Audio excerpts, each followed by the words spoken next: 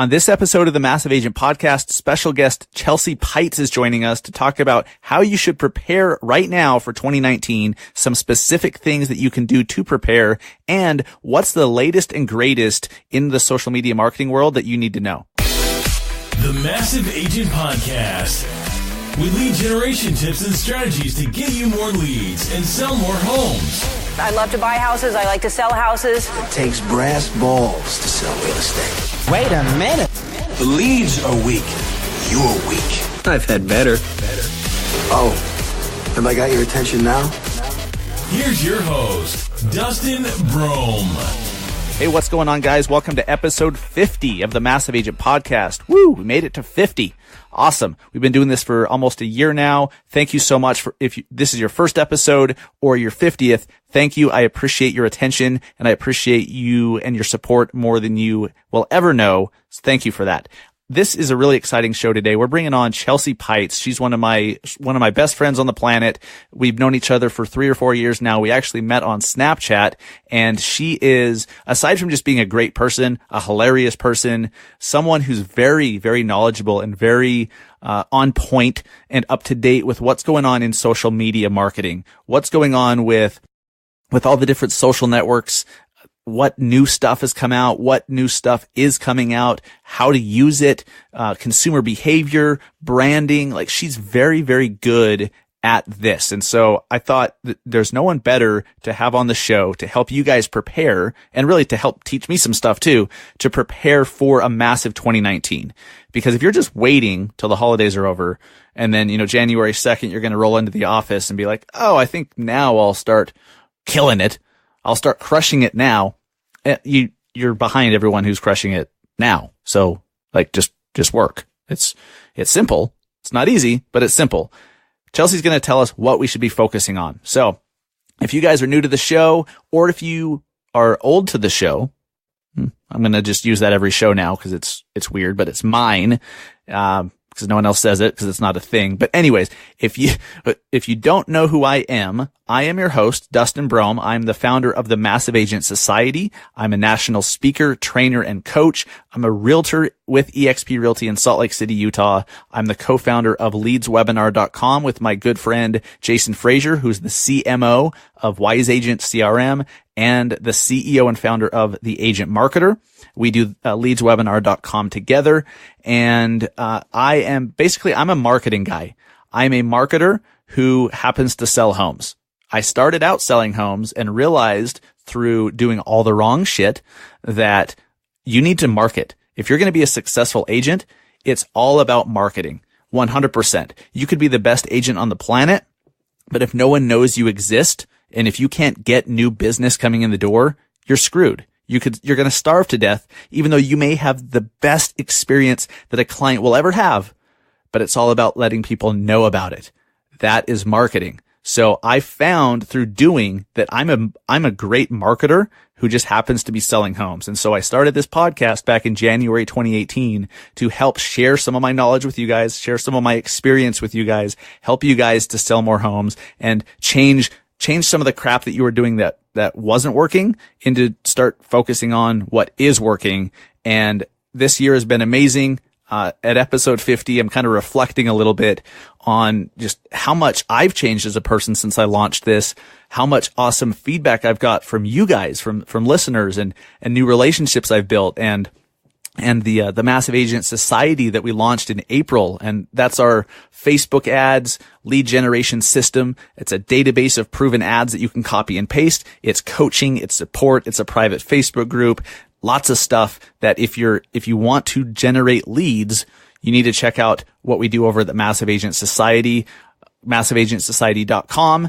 And that's all I'll say about that, because I want to get into the show here. So we have Chelsea on today. Oh, sorry, real quick. So this episode's coming out the morning of December 6th, Thursday the 6th. If you're hearing this in the morning, just know at 1 p.m. Eastern time is when we're doing our free webinar. If you haven't registered for that webinar yet, you still have time. There's still some seating available, very few, but go to massiveagentpodcast.com/free webinar, massiveagentpodcast.com/free webinar.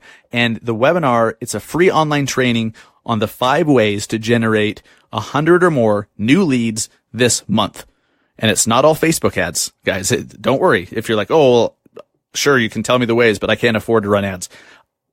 Even though a lot of my business, the Massive Agent Society and coaching that I do and consultation with mortgage companies and loan officers and agents, when it comes to Facebook ads, even though that's what I do and I love it, I still get most of my clients organically from Facebook.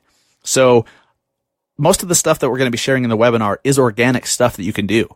So be there. And if you can't be there live, register anyways. You can watch the replay later. You will get a replay link. So that's happening in just a few hours. Hopefully you're listening to this on Thursday morning. This is why it's so important to subscribe to the show. If you subscribe, this podcast is going to be downloaded immediately in your podcasting app, or whether that's on Spotify or Stitcher or Apple Podcasts, wherever. Subscribe, and then you don't have to remember to go seek it out. And then you can get timely updates like this.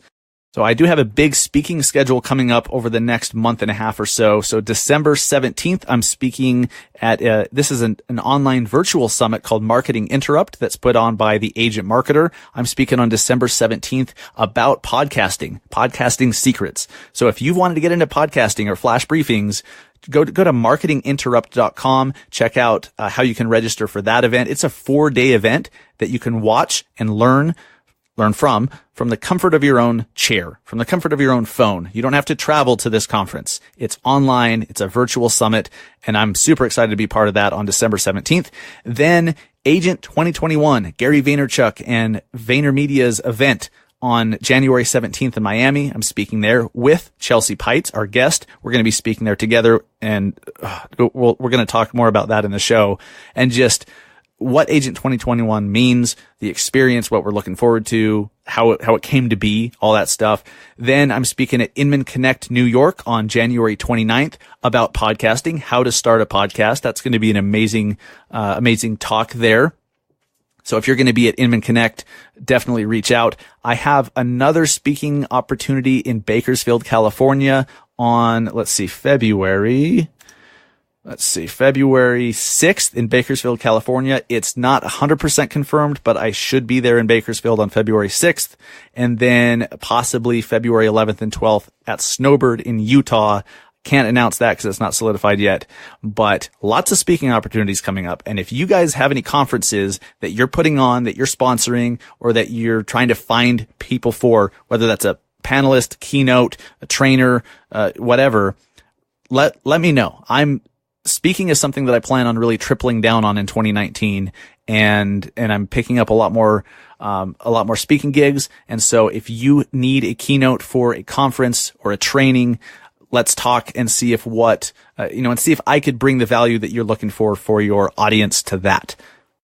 Okay. So let's bring on Chelsea Peitz. Chelsea you might know her from Snapchat, ChelseChat, I can't even say it, her intro that she does on Snapchat, like real estate marketing, snappily ever after something. It's funny. You should watch her on Snapchat. But that's where we met years ago. And then we met in person, with a group of us at the Real Estate Marketing Mastermind in Park City. We'll talk about that. But ever since we met in person, we've become great friends. And she's also someone I really look up to and respect. She's very knowledgeable when it comes to branding, social media marketing, technology, stuff like that. And so she's the perfect one to talk about how you should be preparing for 2019 with all the new stuff coming out, all the new shit that Alexa's doing, and all the new, LinkedIn possibly coming out with stories, and LinkedIn actually being awesome again, and stuff like that. You've got to know what to focus on going into 2019. That's what we're going to talk about. So Chelsea is the National Director of Social Sales for Fidelity National Financial. That's a big deal. She is, when it comes to social selling, she's it for this big publicly traded company. She's a national speaker. She speaks at almost every great real estate conference out there. She's an author of a book about Snapchat and what Snapchat has meant for society and for consumer attention.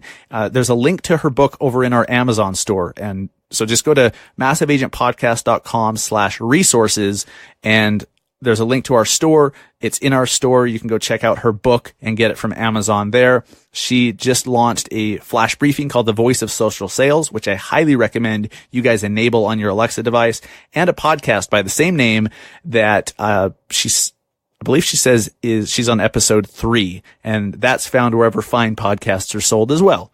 Spotify, iHeartRadio, Apple iTunes, all that good stuff. So Chelsea's fun. She's funny, but extremely knowledgeable. I'm so excited to sit down with her. Let's get into it.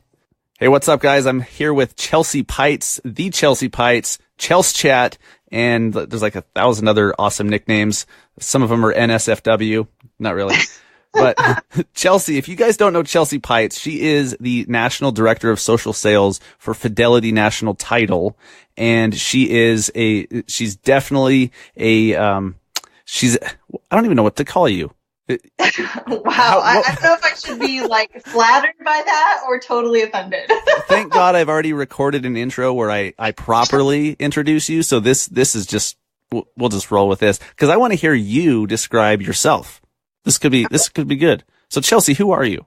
I like, as you said, I'm the National Director of Social Sales for F&F. We own a lot of amazing title and insurance companies, and I've been involved with that corporation for almost a decade. And prior to that, I was a real estate agent for about 10 years. So I did real estate back in the day before we had social media. So I get what it's like to be in those shoes, and it's a very different world, and it's continuing to evolve. And what I do now for the company is I work with our sales force, and I train them and teach them how to use social sales. So it's my passion, and I get to do what I love every single day. Awesome. So you're the Director of Social Sales for not just Fidelity National Title, but for Fidelity National Financial? Correct. Yeah. Oh, cool. Awesome. See, I was understating your awesomeness. I apologize. I should just put, awesome on the business card, right? No. I thought you did. I saw one of those circulating. No? That's just the one that I gave to you. Love it. So this is weird because a lot of you guys know Chelsea from Instagram and from Snapchat and from the stages of the real estate industry because she speaks at Inman. She speaks at, she's pretty much every major conference she's spoken at. And so you know her there. But I know Chelsea from Snapchat. I know Chelsea from like 3.5, 4 years ago. I think it was like 3 years ago that we met on Snapchat along with Shannon Milligan, Jason Frazier, Bucky Beeman, a few others. And so we built this relationship on Snapchat years ago. And then when we met in Park City, Utah for the first time, that's 3 years ago now. And 3 years ago. It's wild, right? I mean, here we are. I mean, you're much younger than I am, but here we are. Much younger, yes. Adults that did not grow up with social media on Snapchat of all things. And we got connected because we were all the group of us that you just mentioned there. We were featured in an article together, and I didn't even know you guys. So I'm like, let me follow these people and see what they're all about. And I don't even remember how we all started chatting, but I do remember we started talking every single day. And one day I was like, you guys, this is too much. We need to take this off of Snapchat because we are talking too much all day long. And now fast forward 3-4 years later, we've worked together. We've spoken together. I've traveled with Shannon many times. It's just incredible to me that our lives have been completely changed by meeting on Snapchat. It's very bizarre to me. It really is bizarre. And the thread that connects all these different things from happening is so thin. And like, if one thing didn't happen, if that article had not been written, who knows what our lives would be like? Like, not just would we have met. It's a lot better without you in it, but, Shannon and Jason, no, I'm just kidding. That was love. You're like my little brother. Nice. Your little brother, your little shit brother that, exactly. Cool. Yeah, there's been so much that's happened since we met on Snapchat, and really since we met in person in Park City for that real estate marketing mastermind the first year we did it. Tell me real quick and tell everyone real quick, because I've talked about this on the show before, but the reason why video and Snapchat and Instagram stories in particular are so powerful is people get to know you, even though they're not sitting there with you face to face. It's still face to face. And so What was your experience like when you met me, when you met Jason and Chelsea and Bucky for the first time? What was that like? Were we the way you thought we'd be? Were we completely different? Tell us about that. Yeah, it was wild because we met each other and it was like we were just picked up from the conversation we had just left off when we had been snapping each other earlier in the day, or it was literally as if we had been friends for years. There was this sort of accelerated friendship that happened because you're right. We were literally watching each other every single day. And we weren't watching this like, edited YouTube type of cinematic film experience. We were just hanging out in each other's houses and living rooms and cars and hearing each other's thoughts. And after you see somebody every day in their day to day that often, you really truly feel like you know them. And a lot of people say when I meet them, oh my gosh, I feel like I already know you and that we're already friends. And I'm like, well, we are. You do know me. That is me. That is my life. And I certainly couldn't be anyone else after 3.5 years of every single day. My life is on social media. And, at some point you either just have to be yourself or it's really hard to keep up that game of putting on some sort of like persona of who you want to be and project out there. So for me, it's just really interesting. That's why I'm so fascinated by the psychology of how these kinds of platforms, the visual nature of it is really connecting people at a really deep level. Yeah. It's, I can't even imagine having to portray yourself as someone you're not, or like pretend to be a persona, pretend to be a character on Instagram or Snapchat, because I can't imagine how exhausting that would be. How could you keep that up? It would be really exhausting. And hey, we all know people that do it. I mean, that's what actors do. That's what they get paid for. And there's a lot of people on YouTube and even social media and Instagram that portray that persona and get paid very well for it. For me, I personally think it would be exhausting. I've never tried it, so I don't know. Maybe it's not as tiring as I think. But I think that would be really challenging and honestly really disappointing for me when I've met people that I thought were one way, perhaps on social media or on TV or movies or what have you, and then you meet them and you're like, oh man, this isn't quite what I expected. It's kind of disappointing. So I think that's getting harder to fool people, truly. For sure. And like you said, we've all met people that were not the way we thought they'd be because they're slightly, and it's usually not a major difference. It's not like they speak with an accent in real life and then on Instagram they get rid of their accent.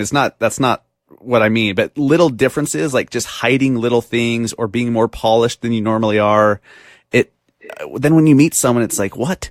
Like, that's weird. I don't know that person that way. So, well, and you are very authentic on your social media, on Snap and Instagram with let's talk about your what happens after work with the gray t-shirts and the messy hair.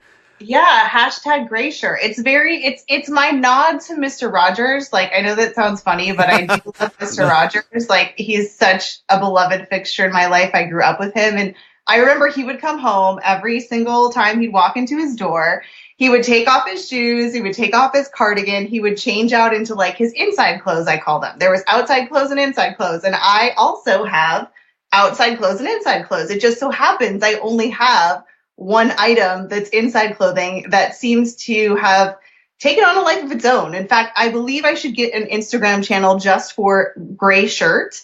That's what I call her, gray shirt and gray. And everyone's like, oh, look, there's your gray shirt again. I do wash it, not every day, but I do also have a few gray shirts. But apparently that has become a thing that people have noticed about me, that I wear the same gray t-shirt after the hours, of 5:30 every day. Well, and that's what makes you likable too. I mean, it's goofy. You're just like being yourself. You're being ridiculous at times, but that's you being you, and it makes you more likable. If you're constantly just polished and you feel scripted and everything, like it's hard to like someone like that on a deep personal level. You can respect them professionally, but like as far as liking them, and we all know that in sales, people are going to work with those they know, like, and trust. Like is huge. That's why we're constantly talking about Instagram, constantly talking about Snapchat, video in general. You just have to do it. And Instagram and Snapchat are two very, very easy ways to do that. Chelsea, are you still doing Snapchat too? I do. Yeah, I do Snapchat. I have some really great friendships that are there. I still feel that it's a little bit of a different ecosystem over there than on Instagram, but I also am heavily involved with Instagram. Also getting much more involved with Facebook stories as well. So stories is really my jam, period. Like, that's my social platform. I personally believe that all social media is going to become like these stories. I don't know what that looks like yet, but that is for sure my jam. I'm less of a feed person, more of a stories person. And I think what's really interesting, and you kind of just hit the nail on the head about the whole like conversation you just had, there is absolutely a difference between somebody who's looking for anyone. Doesn't matter if it's a real estate agent or a lender, any kind of industry. If you have something out there that's visual, like a story, people automatically, they don't even realize it. They automatically like you more. They don't realize that's happening, but there's this little tiny inkling of, I kind of feel like I know this person. And if you're not there, they're going to go with somebody else who is, even if they're not as qualified as you may be, which is the end of the story. Like, that's the final chapter. It's like, if you're not there where people are expecting you to be now, they're going to pick somebody who is less qualified, possibly, just simply because they've watched their stories for the last 2 months and they feel like they might know this person a little bit. Mm-hmm. Look, like the best example of it all, of just how we've changed it as a society, and how qualifications are not nearly as much of a priority as name recognition, likability. Like, are you a celebrity? Are you an influencer? Look at who our president is. He's a reality TV star. And sure, he was a successful businessman for sure, but he was a celebrity businessman, which if he was just a real estate mogul, but he wasn't a celebrity, he wouldn't be president. And then you hear about Oprah and The Rock and all these celebrities being talked about for president now. It's like, dear God, that's who we are. I mean, it's all about, who do you like? Like, people follow influencers now. And if whether your qualifications are there or not, it almost doesn't matter to a lot of people. That's right. It really is about, do you like someone and what your perception is. It's all about perception of your brand. And brand is really kind of like, honestly, a mixture of your content and your algorithms and people's perceptions. And that's really what it is these days. And people will make a judgment immediately if you don't have some sort of digital presence. And what they are all getting trained right now for, behaviorally trained, is that expectation of, I want your digital presence to be in a story format, micro content. I want to see your face. I want to feel like you're talking to me. And the more that stories become bigger and bigger and bigger, the more the expectations are going to be that that's what you're going to have. I mean, in 5 years, if you don't have a podcast, people are probably going to be like, whoa, you don't have a podcast? I'm not going to work with you. Because that's such a huge explosion in how we consume content. So those are the things that you need to be thinking about is, I love it when people say, well, I've been so successful for so many years and I've never done any of that. Well, that's cool.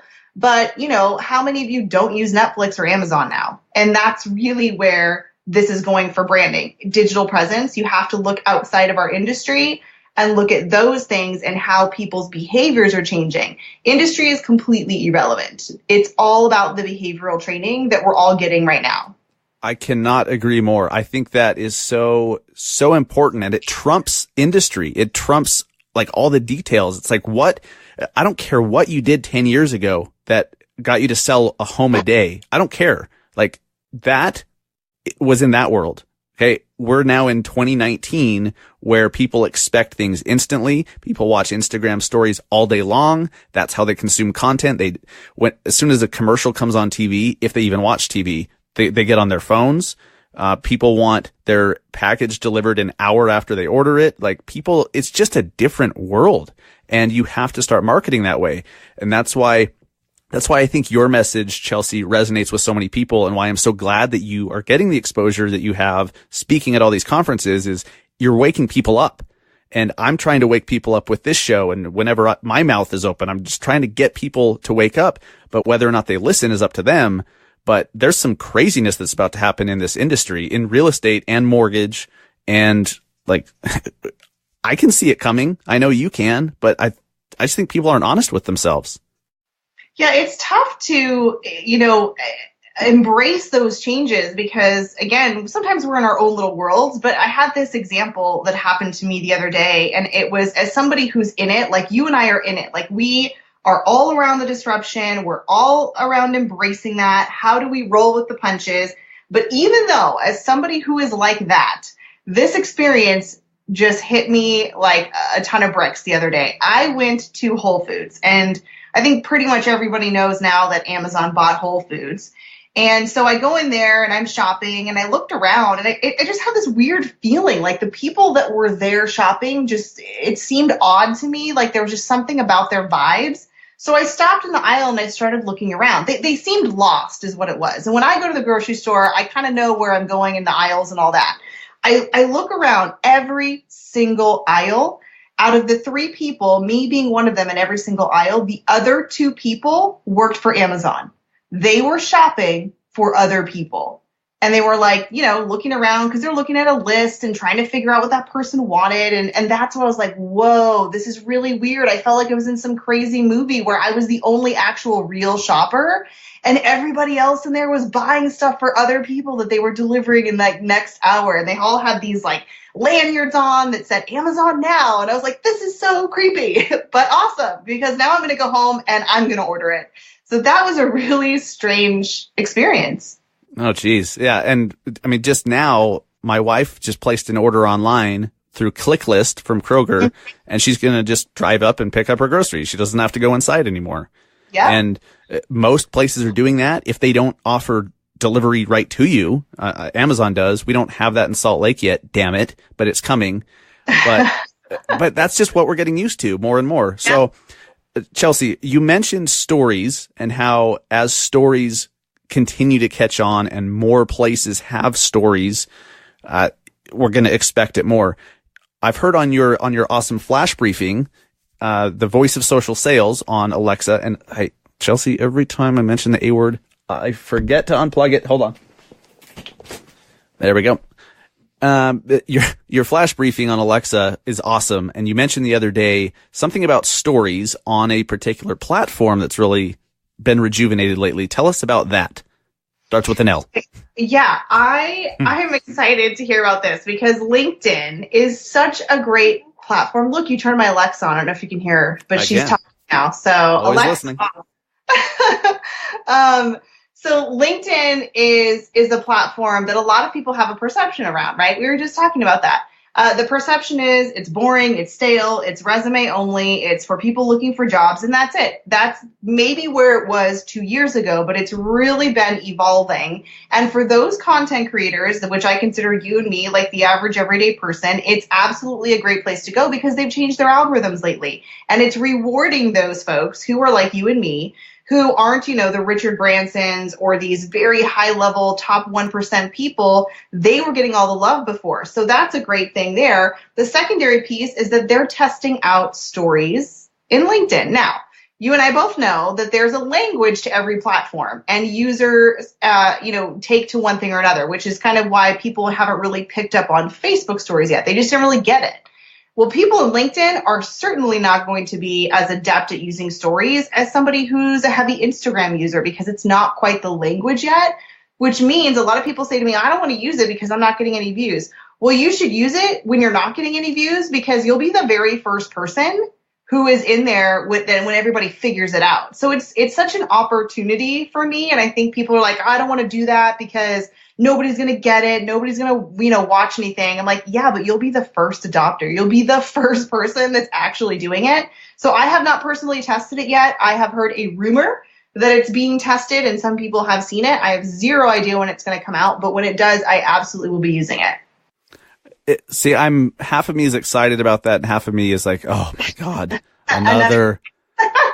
But I mean, it is what it is. It's like, yeah. What are they going to do? Say, oh, well, people say that that'll be too much, so we're not going to do it. And of course they're going to do it. And right. Then it's like, do you want to be first? Do you want to be one of those people that grabs market share before everyone floods to it a year or two later or however?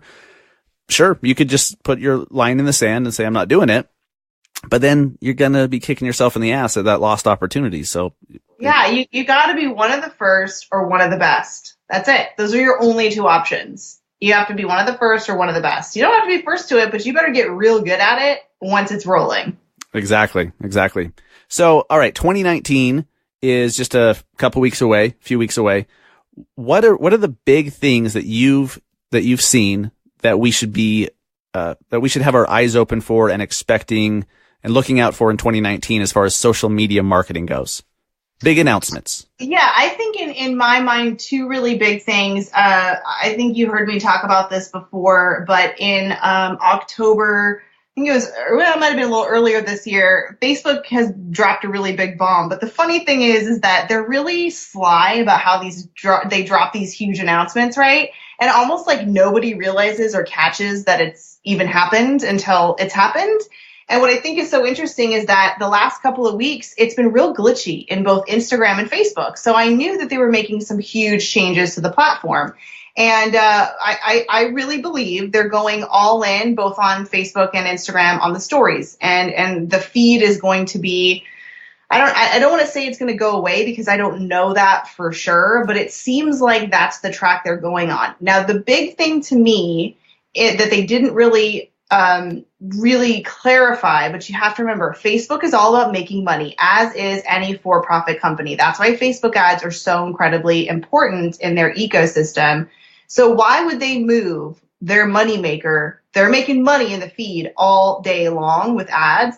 Why would they go all in on a product they don't know how to monetize yet? That is a huge, huge shift. And in the bigger picture, in the human behavior picture, it's because they realize that's what we want. We want real, we want engagement, we want two eyeballs and a face, right? That's what we want.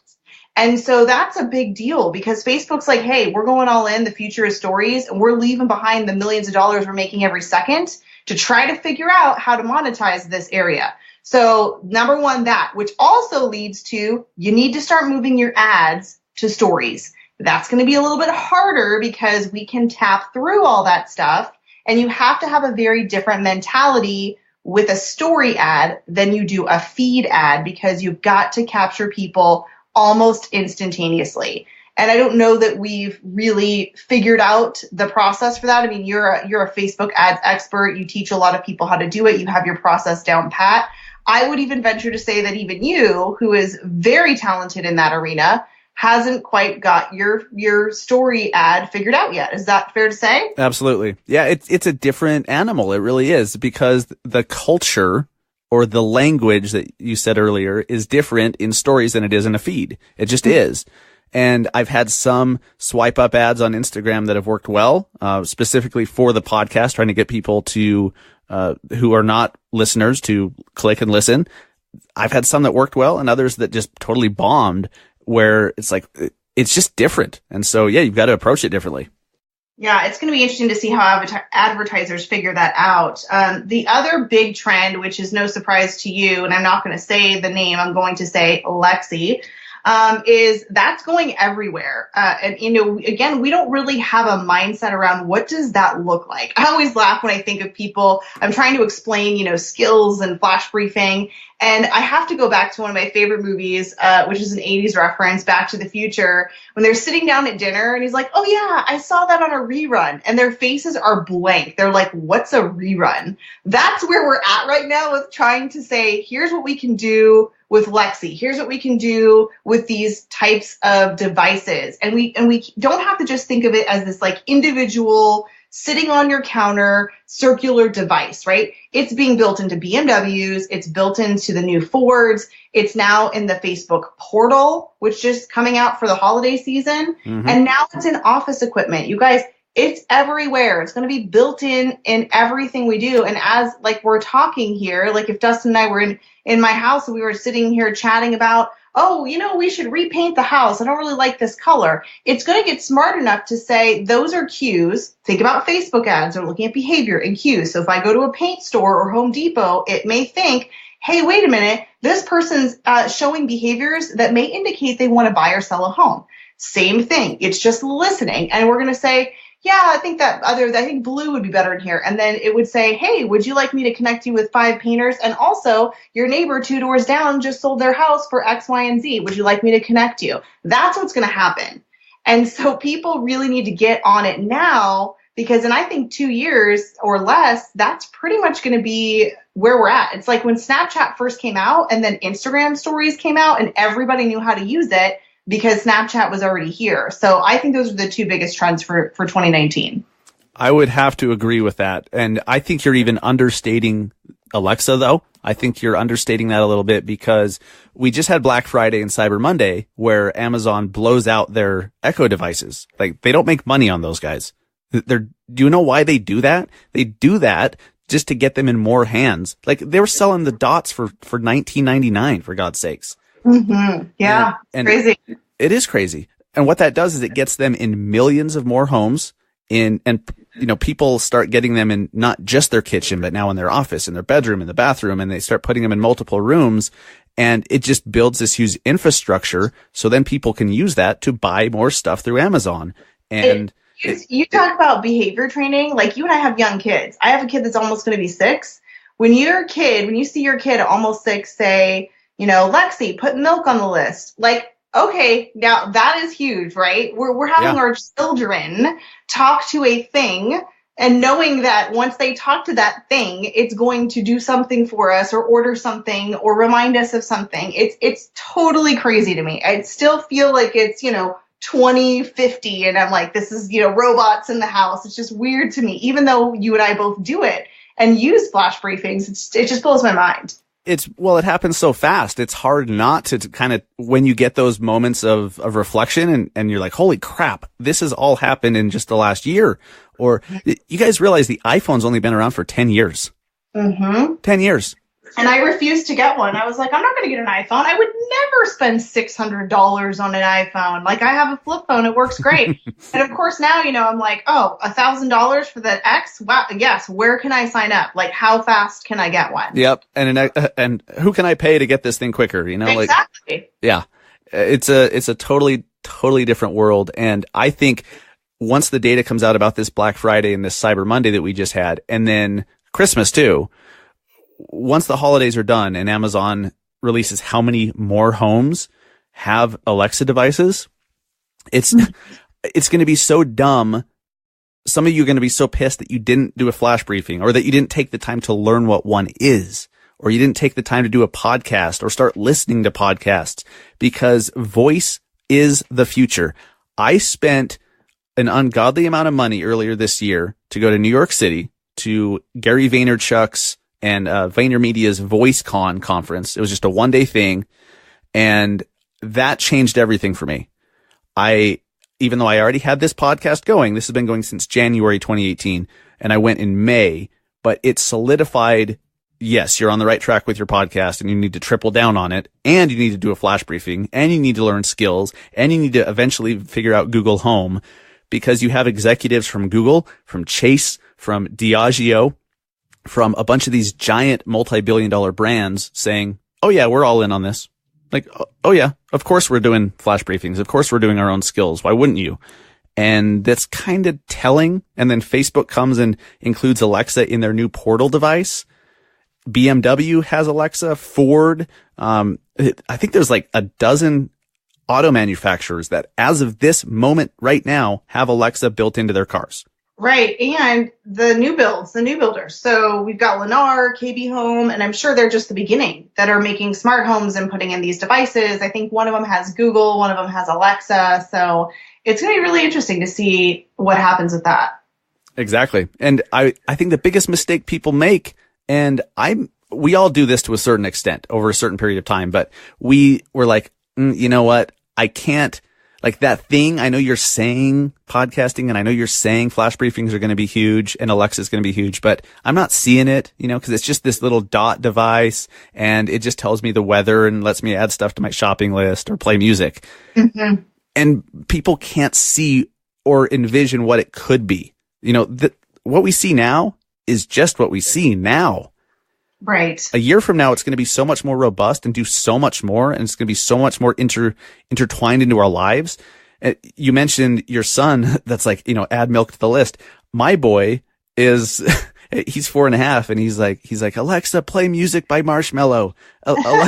Alexa, what's the weather like today? And he loves it. And then he'll come to my MacBook and try to swipe the screen and push a button and try to talk to Alexa on my laptop. Like, that's normal. And that's what's happening to our society. It's kind of scary, but awesome at the same time. I think it's cool. I mean, you have a flash briefing now. Okay. Your voice of social sales, is that also on podcasting platforms or is it just on Alexa? Yes, I do have a podcast. I just started the podcast. So I think I'm going to record episode 3 this week of the Voice of Social Sales. So it's the same name, my flash briefing and my podcast. So I'm just now getting into the podcasting game. Okay. So, and the podcasting will be a little bit more long form than the briefing? Yeah, it's about, I would say 15 to 17 minutes. I'm a very short to the point. I don't do a lot of intros because that's what I like. I'm making it for the niche that I like. I like to get right in, right out. And I feel like if people with short attention spans, then I'm the person for them. But yeah, it's all about social media trends, kind of what we're talking about right here in this podcast. You'll find a lot of that there. And Chelsea's told me before that she hates my podcast because I have the intro. And, so we've talked about this. We've gone the rounds. Through the first 7 minutes. I love you're my favorite podcast though. To remove the first 7 minutes and I love your show. I get it. No, that's valid feedback too, because I there's a lot of things I'm trying to promote too, like webinars, the Massive Agent Society, being with EXP, events I'm doing, places I'm speaking. And so I'm trying to find this balance of how do I let people know about that stuff, which is, a lot of that is valuable to them too. It's not just about me. How do I do that in a way that doesn't get people to not listen? And it's, so your feedback is absolutely valid and valuable. So I appreciate it. You're not wrong. I feel like that's such a good topic. When you nail down exactly how to do it, then we all need to know. We all need to know how to do that because that's the question we all ask. How do we get all of our stuff marketed out there without over marketing people? You know what I mean? So yeah, I feel like, I just gave you one of your next podcast topics. I love it. Yes. It's interesting. And our friend Jason Frazier, he has no intro. He's like, hey, it's Jason Frazier with the Agent Marketer podcast, blah, blah, blah, blah, blah. I get right into it. Yeah. Which is kind of cool. I mean, it's all good. All right, Chelsea, let's talk about Snapchat for a minute, because I admittedly haven't done hardly anything on Snapchat in months. I focused on Instagram. I focus on the podcast and all the other stuff I have going on. And Snapchat is forgotten for me, which is unfortunate because Snapchat's kind of the one that brought me to the dance, so to speak. And that's how we met. And that's how so many doors have been opened for you and for me. I just don't do it anymore. Tell us about Snapchat. What's that like right now? It's kind of sad for me because honestly, what happened is they were a small company that grew really fast. And it's nothing like we haven't heard from any other type of company that grows really fast, has a lot of people that flock to it, and then goes public and all of that stuff. So I think they definitely had some growing pains in there. I think also, too, the main reason that people left was because the user experience wasn't what they wanted. And they felt, at least speaking from my personal experience, I don't want to speak for the whole crowd, I felt like, I love this platform, and now you went and changed my user experience, and I'm unhappy about that. And meanwhile, what you had happen was, admittedly, Instagram said, yes, we did copy them. Like, they fully said, we copied it. It's a great idea. We're going to make our own. And they kept making it better while everything else was going on with Snapchat. And so people, again, also, I think get really caught up in numbers. I never look at my numbers because I know myself, and it's just like getting on the scale. I do not want to change myself or my content based on numbers. I know that's not for everyone, but a lot of people said, I don't get the views anymore, so I'm just going to go jump off of here and go to Instagram. So I think you had two of those types of things going on, and you had some FOMO. People didn't want to miss out on what they were hearing on Instagram. So all those three things combined really created this giant storm of people leaving I still love it there. I still feel it's very different. I feel it's really personal. I will stay there till the day it dies, if it ever does die. But I definitely use the other platforms too. I love Instagram. Instagram is really fun for me. I use it every single day. I love doing stories there. And all the people that leave one place go to another place, and you get to connect with them there as well. So, I wish they would have realized that sooner. And they did come out and admit, they said, listen, we made a big mistake and we should not have changed that, but it is what it is. We did it. And now we're trying to, fix it or bring it back to where it used to be. Yeah. Well, I know Gary Vaynerchuk he still uses Snap, and I've heard him say recently within the last few months that Snapchat will come back. Yes, he said that. Yeah. I don't know what that looks like. I don't think he knows what that looks like, but as we've seen, all it takes is one little tweak or one little feature being added or some functionality that changes everything. Like Instagram, when they added stories, changed everything. Right. Snap just has to do something new, and, then everyone's back on Snap. It's weird. Right, exactly. And maybe I can, so I'm looking at my little triangular yellow padded case that holds my Snapchat spectacles, and it literally has a layer of dust on it. I know. Those were cool for a couple weeks. Yeah. I still like it for the collectible value. Like I want a Facebook portal, not because I'm going to use it, but I'm into social media and collecting things that go with it. So for me, it's like collecting a jersey or a baseball card or whatever people collect. That's what I like about it. But yeah, no, a lot of people have not used their spectacles like they used to.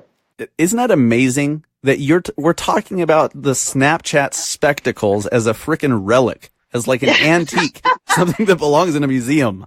I think it just goes to show, if anything, I feel like it proves the point of people want to see your face. They don't want to see your perspective. They want to see you. And that's why I never used mine. People ask me all the time, why aren't you using your spectacles? I'm like, because I like to use my face. I like to see you and talk to you. And for me, I could never get over that. So I personally think that's why they didn't fare well, in my opinion. Yeah, that could be. And they're gimmicky when you look back at it, I don't know. I liked watching people with their spectacles on, but it just depends on what they're doing. Like, I used to wear them when I'd go sledding with my son. Yeah. But people were just like in their office wearing them, like, so that kind of killed it, I think. Interesting. Yeah. You mentioned the Facebook portal. So Frazier called me the other day, and he doesn't usually call through Facebook Messenger, but I get this Messenger video call from him, and I'm like, I wasn't going to answer it. I was at Starbucks, and I'm like, but I answer it, and he was calling me on Portal. That thing's cool. Have you seen that in action yet? I watched his unboxing, and I watched somebody else's unboxing that actually showed using it, and that was really interesting. I know you can add a few other apps. I think they had YouTube on there and a few other things, but again, it feels very spectacle-ish to me at this point. It's sort of novel. I don't know how often people will use it. It almost feels a little bit like the echo and the dots and all of that too. But I'm sure it's on my list of things to buy for sure. So I haven't actually personally done it myself, but I've seen some good unboxings and first impressions on it. Just being on that call helped me. Like, I'm interested in one now. I want to get one now because for voice calls, it's cool, especially in a business setting. Like if you're going to have a voice teleconference thing, obviously I'm very corporate. I don't even know what the hell those things are called. But if you wanted to have it's very, very professional. We're going to have a teleconference about this. Exactly. Yes. Everyone gather around for our teleconference. But it tracks you around the room. It zooms in when you're talking. Cool. That's cool. I like that, how it kind of follows you around. That part excites me for sure. Yeah. So it's super cool as far as that goes. But who knows? I don't know. So LinkedIn, I know you're big on LinkedIn, and you and Frazier have definitely gotten me more excited about LinkedIn. I love LinkedIn now. Yeah, I'm really enjoying it. I find since they switched the algorithm that I'm getting a lot more engagement. I find that LinkedIn, now that we've all kind of tinkered around with it, it's very different as far as what people respond to there.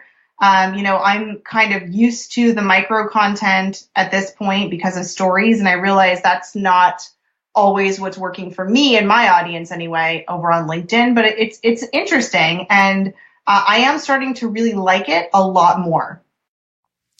Tell us about the changes that have been made. So they came out, I think it might have been a month or two ago, and they said, listen, we realize that we're penalizing, they didn't say it this way, but I'm going to say it this way, the little person, the person that has a couple hundred connections. And when they put a piece of content out, it was like crickets. Nobody wanted to, nobody was seeing it. Nobody wanted to engage with it. All the big people, like Robert Herjavec from Shark Tank, or anytime somebody big would post, they would basically get all the love and the engagement. And what they were realizing is if I'm posting stuff and nobody's engaging with it, then I'm probably not going to stick around on that platform because it's not going to be as fun for me.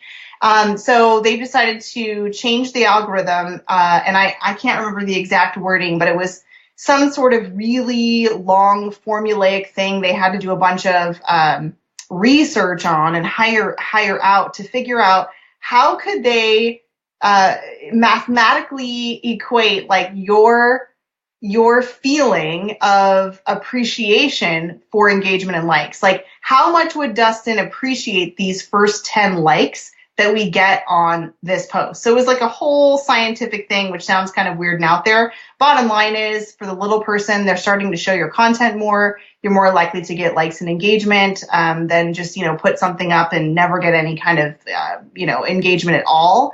And I've noticed that. I've noticed that as I'm posting there, I'm getting a lot more engagement and I think a lot more views in the feed than I used to prior to the change. So it should be interesting.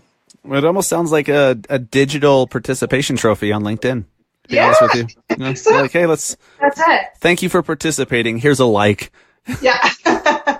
But, we all are behaviorally trained. God forbid we don't get a like on something, then we're just going to throw our hands up and never go back. Yes. Yeah. LinkedIn is, if you hear any of the podcasts that I've done, the beginning of this year or other podcasts I've been on, I rail against LinkedIn. I hated it. It's the worst thing in the world. You hated LinkedIn. Absolutely despised it. And now it's definitely, I'd say top 3, like Facebook, Instagram, and LinkedIn. It's growing on you. Yeah. Same. There's so much organic reach. Yes. Some of the videos that I take, those square videos that I do on our Instagram, and I put them over on LinkedIn as well. And I change up the verbiage and stuff, to make it more appropriate for LinkedIn. But just one the other day is going crazy. It's at like 6,100 views organically. Like, wow, that's great. Yeah, video. Hundreds of comments. Video for sure is where it's at on LinkedIn right now. I'd say long form content in the post and then a video, and that's, going to definitely get some engagement over there. Definitely. Yeah. And that's been working. So that's awesome. What have we not talked about yet that you think agents and loan officers need to know or need to start doing for 2019? I think there's a couple of things. I always have my catchphrases. I've been working on my catchphrases for my upcoming presentations that I'm doing for 2019. And for me, it just helps me remember things. People get a chuckle out of them, but I think there's a couple of key phrases. One is less contenting, more commenting. And not to say stop making content. Like, let's be clear. We all know content is what we need to be making in the right context for the right audience. But if you are slowing down and spending 10 minutes a day on each platform, actually reaching out to people, you're going to get a lot more traction, especially in our industry. That's where our clientele is. That's where our prospects are. So we need to build our brand, stay in front of them, and actually show them that we care. And in 2019, the way that you show someone you care, as silly as it sounds, is commenting on their social media.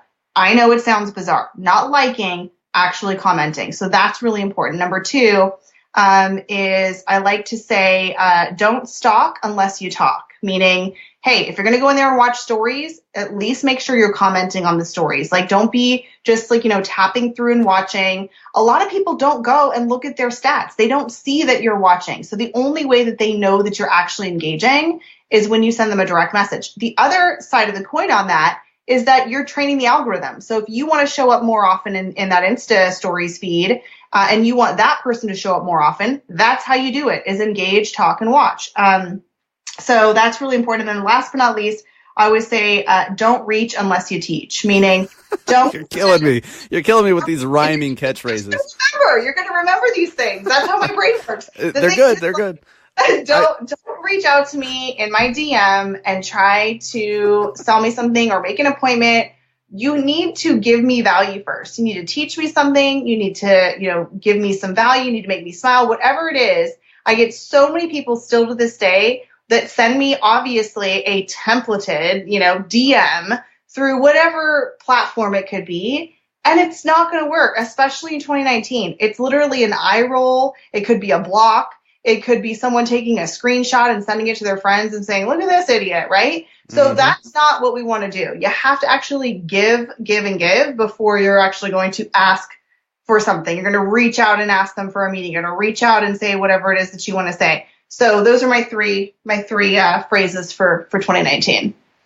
I'm laughing because I can picture you sitting there like, okay, what do I want to say and how do I make it rhyme? Brian, I need some help. Mason, I need some help. It just comes to me. I don't sit and think about it. It just, pops in my head. Love it. Maybe that's the key to success on the speaking circuit, is just to have rhyming catchphrases. I need to work on that.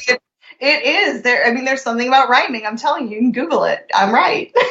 I don't doubt it, and I don't want to challenge you and make you feel bad when you're proven wrong. No, I'm just kidding. That does make a lot of sense, though. So speaking of the speaking circuit, you and I get to speak at the same event in January, Agent 2021. How freaking cool is this? Oh, so excited. I can't even articulate how excited. Bucket list, literally, that's the pinnacle of what I could imagine. The fact that we all get to do it together and talk about our experiences of how we all connected through social, it's just the icing on the cake. It's one thing to be invited to speak at Agent 2021. It's such a premier event. With Gary Vaynerchuk, hello. Yes, if you're in Iceland, I'm getting on a plane to go to Iceland to speak with him. Come on, he's crazy, amazing, idol for all of us. But to be able to go with your crew, the people that were with you the whole time, that's just beyond. I'm so excited. I cannot wait to go. To me, it almost doesn't feel real yet. It's just yeah. I've told people this on the show before, but you and Fraser applied, and you guys actually were not approved, but you were selected before I ever applied. Right. I know. It was an afterthought to me. I was like, well, it doesn't hurt to throw my hat in the ring. And I did. And boom, here we are. It's so cool. And the lesson for you guys is it never hurts to ask. Just go for it. Worst that could happen is nothing. Yeah. Right. Exactly. Yeah. And that's going to be a lot of fun. Let's see. What is your panel called? Because Jason Fraser and I are on a mortgage panel about content marketing. You're on the real estate track. Do you know the name of your panel yet? Yes, I'm on the real estate track. I believe it's building a personal brand in a digital world. Nice. Why would they choose you for that? I don't couldn't get it. I couldn't figure it out. Yes, camera first branding at arm's length. Yes, make sure you have some rhyming shit for that, or else they'll never have you back. I've got my rhymes. I'll have them all situated and ready to go. Love it. All right, so we've been yapping for a while. I want to wrap it up, or before we wrap it up, something we do with every guest is these rapid fire questions that gives a little glimpse into you and what's important to you or what isn't. And then at the end, I'm going to ask you some open-ended questions to give people some recommendations and some tips. So, Facebook or Instagram? Instagram. Instagram or Snapchat? Ooh, I knew you'd struggle with that. Tough. I'm struggling with that. I don't know. It's a tie. I can't pick between them. It's like picking between kids. Well, let's see. Which kid is your favorite? Oh boy. So, anyways, back to Instagram or Snapchat. Which one do you spend more time on? I'd say right now I'm spending more time on Instagram, but I'm using both every single day. You do like Instagram more. I don't know. They give me different. they serve different purposes. Gotcha. Book or podcast? I'd say book slightly over podcast. iPhone or Android? Oh, iPhone. Alexa or Google Home? Alexa. Burgers or pizza? Ooh, pizza. New York or LA? New York. Phoenix or Park City? Ooh, Park City. Nice. Are we in a real estate bubble or not a bubble? I don't know that we're in a bubble. We're just in a massive shift. Nice. Podcast or vlog? Podcast. YouTube or IGTV? YouTube. YouTube or Facebook Live? YouTube. Book or audiobook? Book. Uber or Lyft? Uber. Give one app recommendation. It doesn't have to be marketing or real estate related, but an app recommendation of an app you love that you think people need to download. Oh, man. I think the one I use the most literally every single day. It's not anything fancy or exciting, but I use the Feedly app. It's Feedly. And I use that app because as a content creator, I'm always on the hunt for more content and inspiration and need to stay in the know. It's a way to basically collect or aggregate every blog that you're interested in all in one place. I open it up in the morning, spend 5 minutes, open it up at night, spend 5 minutes. And I literally can save all the articles. I've got my content inspiration for the entire week. So it's my go-to. Nice. And so it kind of just curates Yes. news from different sources. And you say, I want this source, and this source. Right. And you can create categories. So I have like a real estate category, social media category, and I can search blogs and save them. So I can go to all the categories or get everything all in just one feed, and I can just swipe through it kind of like a Facebook feed. And I can save them really easily. I can send them to myself if I need to, send it to myself in an email. And then I can always refer back to anything. So if I'm ever like, oh, what am I going to talk about today? I can just go right to my app and I can look at everything I've ever saved in the last few weeks. Love it. Love it. I just use my notes, but that's just to keep track of ideas I've already had. That's not, I like yours for getting new ideas. Yes. Awesome. And then what's the single biggest mistake that agents and loan officers are doing right now? Talking about loans or real estate. Yes, exactly. Stop it. Yeah, I had someone the other day that was quoting you to me. On that. What's your podcast number? If you don't know what we're talking about, go listen to podcast. What? I don't know the number, but it's why you should stop posting about real estate. Yeah, it's one of our top 5 most listened to. Yes. And yes, it's funny in Instagram in the comments the other day, Chelsea, I had someone quoting you to me, and they're like, Chelsea says you should be posting about real estate 20% of the time, and I'm like, that's cool. I don't think you should do it at all. Well, I understand that, as an agent, you have a duty in some fashion to market, and you have to prove that to your clients. So I understand that you have to do marketing about particular homes. That's part of what you do. You're a marketer for your clients. Yes. And so there is a time and place for that. It's just very little of the time. Yes. And the way you promote your listing doesn't have to be the same way everyone does it. You don't have to put your goddamn flyer on Instagram. Well, it's, nobody's going to read your flyer on Instagram because here it is. It's so small. It's on your phone. And it's just, too long didn't read. Not one person's going to read any of that. And we just now perceive anything with more than a couple of words as an ad. Truly. It's just, we just don't even realize it. And we just skim right past it. Absolutely. Yeah. There's so many different ways you can be creative, still accomplish marketing an open house or a listing, but do it in a way that's actually going to get attention and create some value for somebody. Right. But no one wants to do that. Apparently people just want to, do the same old shit. So, all right, Chelsea, where can people find you? If they're not already following you, then they must be under a rock between you and me. Weird. But if they're one of those people stuck under a rock, they don't know you, how can they find you? How can they follow you? Okay, so you can find me on all the socials with my first and last name. I'm going to spell my last name because it's unique. It's Peitz, and it's Peitz. And you need to think of like Old MacDonald, E-I-E-I-O. It's Peitz. A lot of people try to switch those letters around. But Chelsea.Peitz on Instagram, and you can find me everywhere else under that name as well. Love it. And your podcast is The Voice of Social Sales, available wherever fine podcasts are sold, I assume? That's correct. Yep, that's also the name of my flash briefing, which you will find on Amazon or Alexa. Awesome. And then where are you? Tell us about a couple of your speaking gigs coming up. Obviously, Agent 2021 on January 17th in Miami, but do you have anything between now and then? I do have some that are going to be, I've got one in Washington that's called Engage 2019. Got a few other ones coming up, but primarily, yes, Agent 2021 is going to be the big one I'm super excited about. So hopefully if there's some people that are listening that are going to be there, we would love to meet you. I'm just going to speak for you as well, Dustin. We'd love to meet you. So somehow reach out to Dustin and let's connect. Absolutely. That's the Super Bowl that I really feel like it's the Super Bowl and that we've made it to the Super Bowl. How freaking cool. Yes. And I've been to one of their events before. Have you been to a VaynerMedia event?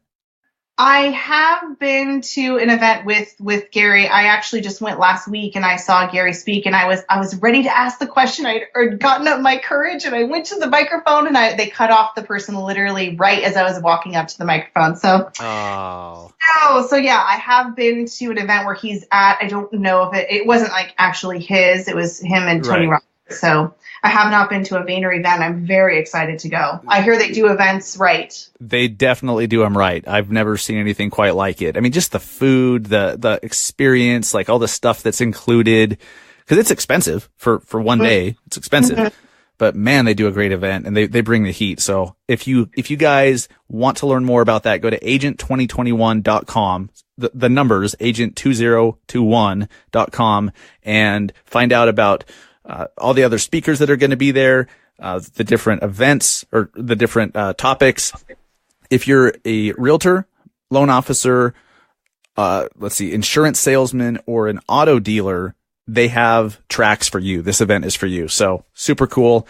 And Chelsea, thank you so much for your time today. I know you're busy. I know you've got lots of content to do, lots of hair to be messed up and gray shirts to put on eventually. So I'll let you get back to it. All right. Thanks so much for having me on. It was a blast as always. Absolutely. See you, Chelsea.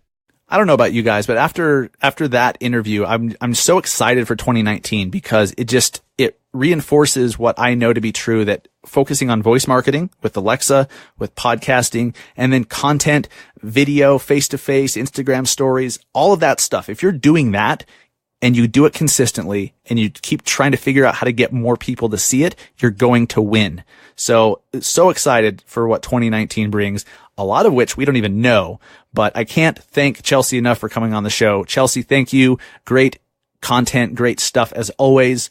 Now, I've been asked over the last number of months, people ask, hey, what can I do? How can I bring value to your show? And I usually just say, hey, thanks for listening. Just listening brings us a lot of value. But I've started giving you a couple more things you can do. If you've been getting value from this podcast and you tune in every week and you learn something new, there's something you can do to bring value to us as well. First thing is, if you haven't yet, leave a review or a rating on iTunes or wherever you listen to the show. If it's on Stitcher or Spotify or wherever, but definitely on iTunes, please leave us a review. And if you don't have time for an actual review, just leave us a rating. That helps us dramatically to be seen by more people and to grow our audience. And by growing our audience, we can get better guests in the future. And it just steamrolls. More value for you guys by helping us up front. So leave a review or a rating in iTunes. That's always very helpful.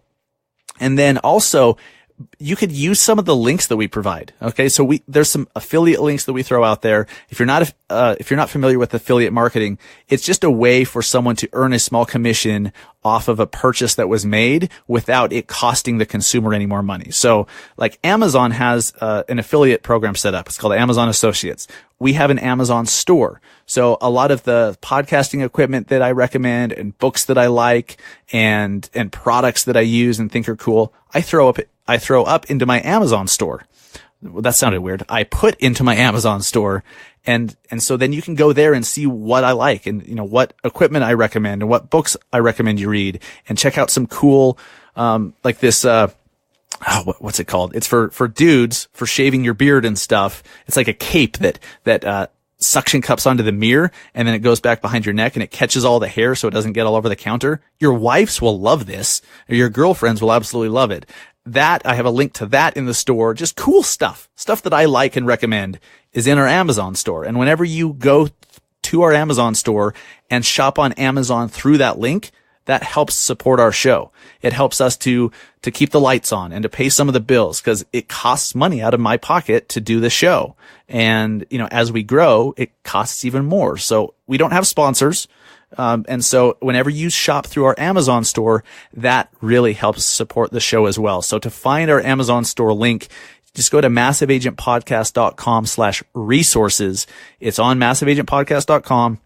You can click the resource link up at the top or just type it in directly, then click on the Amazon store. And just by going through that link, whenever you're shopping on Amazon, helps us a lot. So those are the things that you can do to add value to the show and that we'd really appreciate to help us give you a better show.